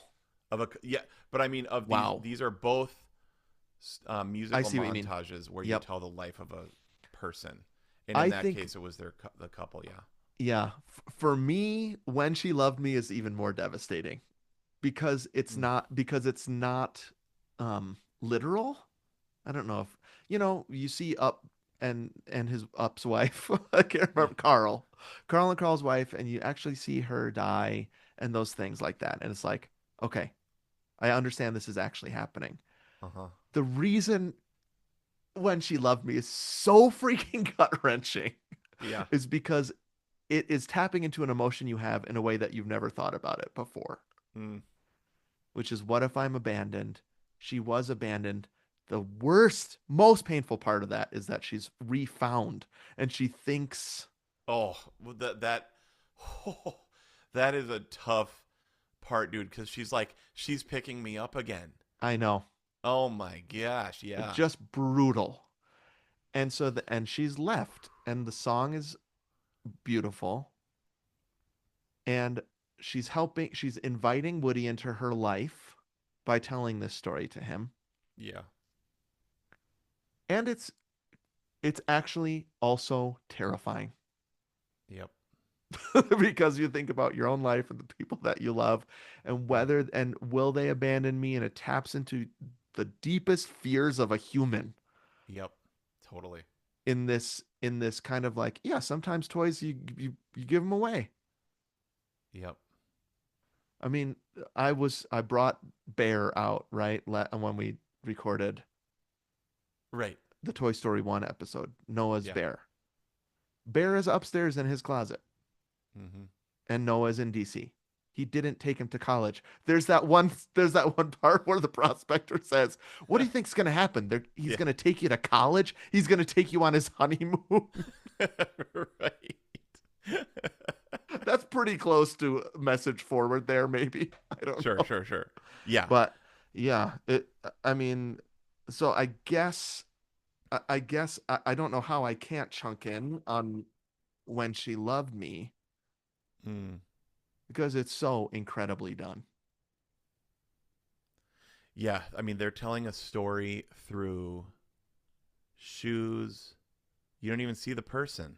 Makeup, Makeup. Like, I mean, posters. the girls and I, we were reminiscing on this. Like, I have seen that transition take place Mm-hmm. with Lily and Isla. Like, they're, uh, and I know you have too in a different way, but Mm-hmm. like that literally, um, their sink in their bathroom Mm-hmm. is covered in different products and makeup stuff. Yeah, yeah. Lily growing into a young lady that has friends that she's talking to all the time. Yep. Like the transition from like your life is at home Mm-hmm. to your life is outside with friends. Yeah. The makeup thing, the posters thing, the music thing. The like Yeah. you don't play with toys as much anymore. Mm-hmm. It was so like natural. Like here's the thing is like what now I don't believe in that theory that it's like Woody's mom. There's the Andy's mom's theory. What's that? Um, Say, I the that Andy sounds mom familiar. theory is That that girl is Andy's mom. that girl is Andy's mom. Oh, okay. Because I don't think because I can't remember if it's in this one or the last one where Woody is a family toy. It's in this movie. It's in She's this like one. because there's the Mm-hmm. theory that it was actually Woody's or Andy's dad's. Woody was Right. Andy's Yeah, dad's, I've right? heard that one. Yep. Um, so what I was gonna say though is like what happens to Jesse's, kid, Mm-hmm. like friend, Yep. owner, whatever, Owner. Yep. is totally good and natural. I'm so glad you said this. That like there's a further complication around that song, which is it's not that girl's fault. Right. And I'm so happy you made this revelation when your kids are young Hmm. because it took me until probably last year to make this revelation Wow. that this is natural. And Yep. so I don't know if the writers of this movie were thinking about this, but Jesse's experience here is devastating, but it's not her kid's fault. Hmm. And so when I was watching it 2 nights ago, I was like, I just learned this meeting with Roger last year. Dang. It's not their fault. My boys went, my boys developed their own life apart from me. Yep. And it wasn't in rebellion of me. Yep. I know parents that their kids, it was that, right? But it wasn't for my kids. They just had a natural progression of growing up. And so I have felt so many times like Jesse in that box, watching them drive away, and it's not their fault. And so part of Jesse's process is singing this story. I don't know if she's singing the song to Woody or telling the story out loud. And I feel like there's a breakthrough in her there. Mm. I hope there is. Like me, where it's like girls wear makeup, Yep. girls go dancing, Yep. and girls outgrow their childhoods, and you're part of it. Yep. Um, so Jack and Sarah are coming over tonight to watch Survivor. Yep. That's an adult thing that we do together, right? And it's Yeah. different than when we watched Survivor when he was 10, and if his person won, he would take his shirt off and act like a cowboy, act a little like Jesse, and run around the room screaming and Right. yelling. He Right. doesn't do that anymore. But Right. I cook dinner and we eat and we watch Survivor, and it's a beautiful thing. And Noah still calls us from DC and asks advice. Yep. Um, and so they're not who they were when we first watched Toy Story 2. Yep. And I was terrified during that scene. Hmm. It's not their fault. And it's not going to be your girl's fault either. It's not their fault that they wear makeup, and it's also not their fault that they have screens. Toy Right. Story Right. 5, Toy Story 5, I hope they know that, right? It's a natural Totally. progression in our culture of kids at this point. Yep. So that was interesting seeing it from a toy's perspective, Yeah, totally. right? Yep. Um, where she isn't maybe emotionally mature enough to like know that yet, Mm-hmm. and you only were like 2 years ago or That's like 1 year I ago. You know what I mean? 100%. Jesse's me 2 years ago. Certainly me when this transition was starting and really at its most jarring to me. Mm-hmm. Wow. Um. I was either thinking, what's wrong with them or what's wrong with me? Uh-huh. And neither of those questions was the right question to ask. Hmm. It's just Yep. like, how do I embrace this thing that has happened for millions of years that Yep. children grow up? Yeah. Well, it's we've talked about this tons of times, but you're like, what did you want to have happen? Like, did you Exactly. want them to still be in there playing with Bear? You know, you want them to go Yeah. take flight. Yep. And And the answer that I have to that is there's going to be a desire in my heart that will forever be unfulfilled, yep. which is I want them to be little again. Uh-huh.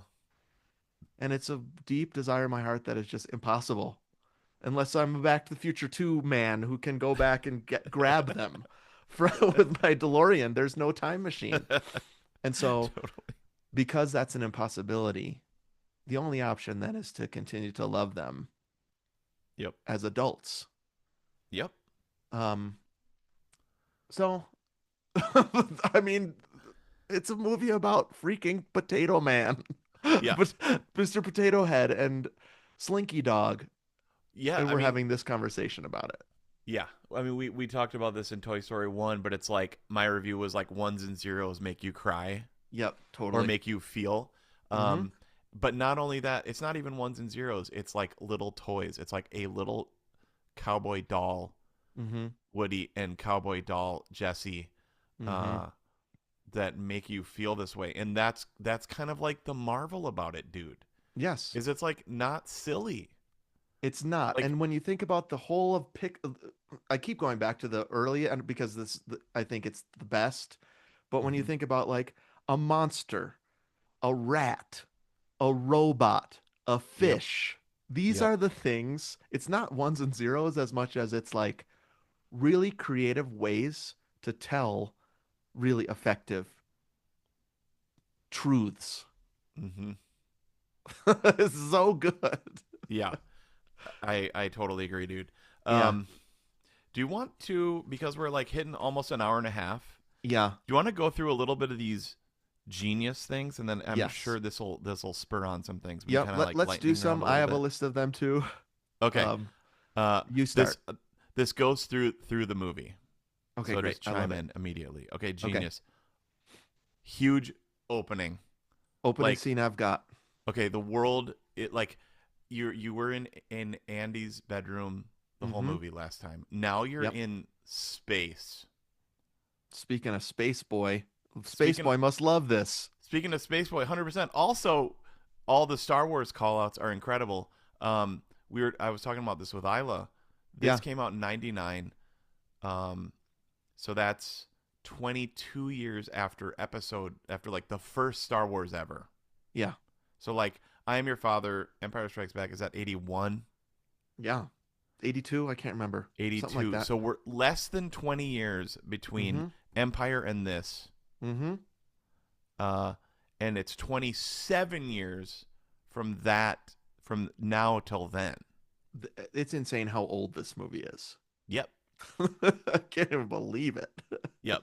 So Yeah. like so like the Star Wars callouts to us were a lifetime because Yep. Star Wars came out before we were Mm-hmm. sentient. Mm-hmm. And then well, we were sentient. You know what I mean? Like And since we were actually before we thinking about such things. could Yeah. remember. Yep. So so when it was called out in Toy Story 2, it's a lifetime's worth of distance. And you know what? It feels like a lifetime's worth of call outs in that first 3 minutes. Yep. Like Ooh. that first 3 minutes of which it turns out to be a video game, which is also genius. Gene. And Yes. everything that happens in the video game comes back and Uh-huh. helps them solve the ultimate Mm. problems at the end of the movie. Yep. Rex's understanding of the video game saves them several times. But I would say the first 3 minutes of this movie are a better Star Wars homage than episode one, which comes out that year also. Yeah, that same year, dude. It's like better. Yeah. Wow, I that's was thinking incredible. about why the Buzz I Am Your Father works instead of makes me roll my eyes. And I think it's because Yeah. it happens within 10 seconds. You find out that he killed his father and that he is his father in the Uh-huh. same 5 seconds. And so that really works as a joke rather than you understanding that even knowing that Zurg killed his father earlier would have ruined the joke because Uh-huh. you would have seen it coming from a mile Yeah, away. yeah. You're so But because right. they Yep. don't even give you time, Mm-hmm. it is so good. And of course, that they keep going with it. The last thing you see of Zurg is him playing ball with Buzz. Hey, Dad, I'm playing catch with my dad. You're such a great dad. Woohoo! Dude, that So is good. so friggin' genius. Yes. So Okay. funny. So amazing opening. Okay, then Yes. I think the first time that I was like, wow, was Woody tears his arm and gets shelved. Such an amazing moment. Yep. That is like in the psyche of a toy. Mm-hmm. You've just been sidelined. Next level is garage sale. Next level is garbage incinerator. I love that they say he's been shelved. Like it's a term that they use all the time, right? Mhm. That's in their vernacular. He's been shelved. I love that. And he was top dog, right? Yep. Wow. Okay. Mint in box I already mentioned. All right, Mhm. Cheeto minefield. I love the Cheeto minefield, especially when Bullseye is walking through it. And his So four good. legs seem to have a Yeah. mind of their own. You know what I mean? That is so good. Yep. Love it. Okay. All right. Toy restoration scene. Mm-hmm. Ba-da-ba-ba-ba-da-da-da. Yep. That score. Oh my gosh. I know I was saying to the girls, this is Ken in 30 years. So my Huh. friend Ken, Okay. one of the The greatest bassoon guy? Yeah. bassoon restorers in the Mm-hmm. world, lives Right. here in Atlanta. Mm-hmm. And the it's almost like the way Al versus Ken, not Ken, let's call him Ken. The That way old Al guy. Yep. views these toys versus the way the restorer views these toys. Yep. Um, I really like that moment when you see those. They're both collectors, but mm-hmm, one of them cares about selling and one of them mm-hmm. cares about restoring. It's pretty cool. It's amazing. Great little scene. Love Yep. that scene. Mhm. Buzz in the Toy Story, so many buzzes, genius. Yep. Great way to show Buzz's growth. So Buzz is a redeemed four. Actually, we didn't talk about Buzz yet at all, bro. Buzz is Barely. so good in this movie. Yes. Can I just talk about his Yep. so in the first movie he's a four in that he wants to be completely unique. He refuses to listen to anyone else that tells him Mm-hmm. he's not. Yep. Right? I'm different than all of you. I'm different than all toys and I'm the only Buzz. Mm-hmm. This time he And I'm real, right? Like my and backstory is real. exactly. Don't you dare tell me that I'm anything else than what I think I am. Then in the second one, he's from the get-go just the greatest guy. Right? He's such a great so guy, dude. fun in this movie. Yes. But then this toy store scene when he sees the hundreds of him, Mm-hmm. he goes, "Wow." Yep. But he's not butt hurt by it. He's not Uh-huh. his feelings aren't hurt by it. And then he helps Mm-hmm. another four, Mm-hmm. another unhealthy four Yep. really live into who he is, right? Yep. Buzz is so awesome in Toy Story 2. Yep. Like, I'm talking about Toy Story 1 Buzz is so awesome in Toy Story 2, but I yeah, also yeah, yeah. like that new Buzz. Oh yeah, New Buzz is also amazing. He's like on mission. He Yep. gets it done. I mean, he gets them up to the, to the floor that he needs to get to. Oh yeah. So he's driven. That's pretty amazing. But like, Yep. I just think that it's like it's not a form of a first movement of a symphony. You get all the way to the development section, and then there's a repeat, and you go all the way back to the beginning of Mm-hmm. the exposition, and it shows you how far away from the tonic you've gotten. Okay, so how far from home you've gotten. So when he sees himself pre-growth, he's like, "Was I really this crazy? What does he say? Every moment of those two Buzzes. What does he say, dude? Was I really this delusional? I think he delusional? says. Yeah. Man, am I? Oh, Yeah. So that having Buzz meet himself as this is a very Back to the Future 2 Yep. third he is we're getting what we loved about Toy Story 1, which is kind of the pompous Buzz, Mm-hmm. but it's just a whole different thing when you see the redeemed Buzz annoyed with him and then really kind of like I need to shepherd this guy into what health means as Buzz. So good. So good. All right. I love when Buzz says the line from Toy Story 1, "You are a child's plaything." Like it's the reverse, Mm-hmm. right? Yes. You are a toy, right? Yep. Yeah. Amazing. And All right. it's kind of tongue in cheek, but also saying like it's good.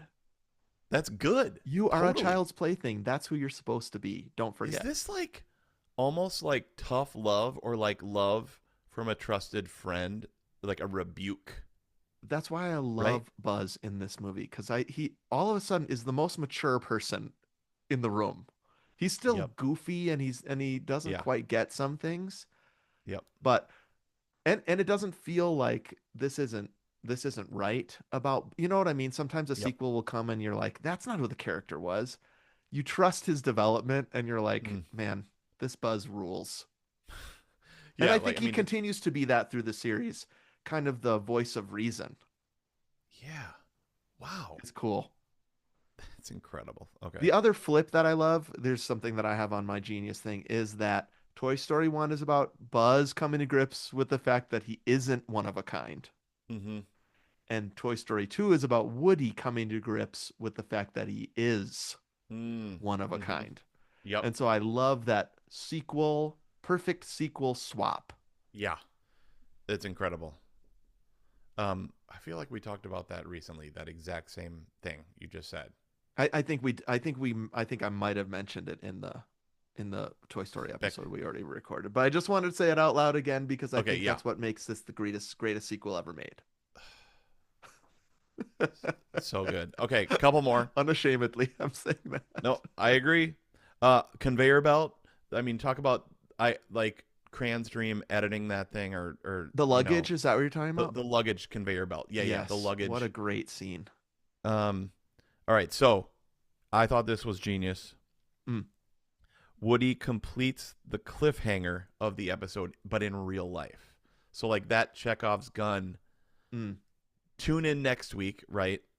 And then he's like, "What happens?" And she's like, "We were canceled." He gets to live it. He gets to live it. Love it. All right. Woody faces the Kobayashi Maru perfectly. So in the trolley, what was that philosophy thing? Uh-huh. So he has to the save the gang or save his family Himself. or go Yep. save himself, right? Yeah. Dude, bring him along with. There's that moment where it's like, of course, you can come with me. And then the prospector locks them in. I think there's something here about like everything makes sense in this movie about why there's tension, right? So Back to the Future 2, there's no urgency, right, in this part, and I can pick a Yeah. hole in it. There's a reason that makes sense for why they're in where they are and why they can't get where they're going in Mm-hmm. this movie that is so tight. Mm. I mean, tight as heck. Yep. All right. Lastly, dude, uh, I just think the economical storytelling of how did they get back to Andy's room and they just look out the window. There's all the luggage vehicles from the airport, and they don't That's what say I mean. anything more That's what I about it, mean. dude. This is what I mean. I'm swaying with ecstasy. When you see that cart, that luggage cart outside, I think maybe in the theater I was like, it's the best movie I've ever seen. Because they don't spend any time answering that question. How did There's the a toys get back? couple out front with coffee. I love that couple. Yeah. The best human couple in the movie. Yeah. Totally. He has a coffee cup and he just takes a sip. And He's got she's his like, robe. "What the frick?" And it's just so good. But doesn't your mind play fun tricks of like how did they do that? Like harkening back to well when they were in the Toyota, but when they were earlier in the movie when they're driving, right? My assumption is, and I even remember thinking this when I first saw it, they drove that thing home the same way they were Yep. driving that too. um, okay, I have a couple more things on mine. Okay. Um, they follow all the rules in this one, Yep. and that it makes for a better movie I because gotcha. none of them come alive and scare any humans. Yep. Do The you rules think are so carefully followed, and it rules. Yeah, I listened to the Toy Story 1 ep and then watched Toy Story 1 with the fam, right? Like I said. Yeah. And I Mhm. see what you mean about that. I don't know how they could have done it without that. Like, I think it needed to just be in his toy voice. oh, I okay, don't like like not that he actually came looking. out in a Tom Hanks voice to Okay. scare him. Got it. Because I think it still could have been interpreted by Sid as a misfunction as he Mm, aged. He mm-hmm, could have looked back and thought, I was scared by that, but I shouldn't have. It was just maybe something with his pull string. I just mm-hmm. don't like that he turns his head, comes alive. It doesn't follow the rules. And in this movie and forward, they never break that rule again, and I love it. Mm. Um, okay, I've also got the return of Toy Story 1 Buzz, also the return of the aliens, which seems Yeah. like I couldn't believe my luck. We get the aliens again, and you have saved our lives. We are eternally grateful. Is I think the best runner at the end of that movie. Yeah. You don't even at some point they're in that pet holder and you just hear them saying it. That joke is so freaking good. I know. We laughed so hard at that stuff. I love Yep. them. Um, I think maybe we can talk about this more, but in the result show, but I think everything pays off There's huge payoffs. Boom, boom, boom, boom at the end. Everything you've seen at the beginning, you see again at the end, and it's Yep. so good. Um, I love that the gang is together more in this movie. Yeah, definitely. Yep. Um, and I also think this movie and Monsters Inc. One of the reasons I love them is I think that the animation. So I'll end with something animation Okay. is the most manic. Mm. I don't know. I just think that they're a little bit more rubber in their movements and Buzz is like this, when he Yeah, starts we were doing that sort of really thing, and everything laughing is like, at Woody yeah, too. Like Woody, we had some of the top laughs. I should have written that down. But like Woody is just goofy with his body. when he comes out and he's Yeah. like Yeah. walking around like a I know. cowboy and making Jesse laugh. He knows this is gonna make Jesse laugh, Yeah. which is just so totally me and Jessica, where I just do bits and hope she laughs at them. Sometimes she does. Um, and the thing that in Monsters Inc. when Sully keeps fainting, do you remember that part? He like looks and he Oh thinks yeah. that she's been crushed into that thing, and he keeps fainting, and every faint gets more drastic and funny. Yeah. Yep. I feel like for some reason these two movies, maybe they were the most tired when they were animating these two movies. Mm, I just feel like the animation is kind of loose and mm, manic and fun in a mm. way that they never really get to again. Wow. Okay. So I I really love it. clocked that Now, too. I think that this there's the funniest action set piece of any Pixar movie in this one, and I'll save that for the results show. My Ooh. favorite action set piece is in this movie. Okay. Um, so I'll leave that to the results show. Okay. Okay. Until then, thank you to Adam, our webmaster, Jason for our graphics, Davis for our music, Lindsay, our social media maestro. Make sure, listener, that you keep an eye on our Instagram because that's where Lindsay will post the poll, and you can let us know if you also think Toy Story 2 is a perfect movie. Um, my guess is that most people think the first one is, and not as Hmm. many people adore the second one as much as I do. We'll see. Okay. Um, Well, I mean, look at the Rotten Tomatoes though. that's right. And We'll see. Back to the Future 2 surprised me with its 88% Uh-huh. score. Who knows? Uh-huh. I just think that some people are like, well, the second one's not as good, but I disagree. I think this movie's better than the first one. Yep. I agree, dude. Oh, it's so good. All right, everybody. Great app Super fun, man. and happy watching Godfather Part 2. All right, don't stop. Clap. Okay. Right. 1, 2, 3, clap. Clap. 1, 2, 3, clap. Clap. All right, let's click 1, 2, 3, stop. All right, I'm Woo! going to stop the recording. Bye, Please everybody. save.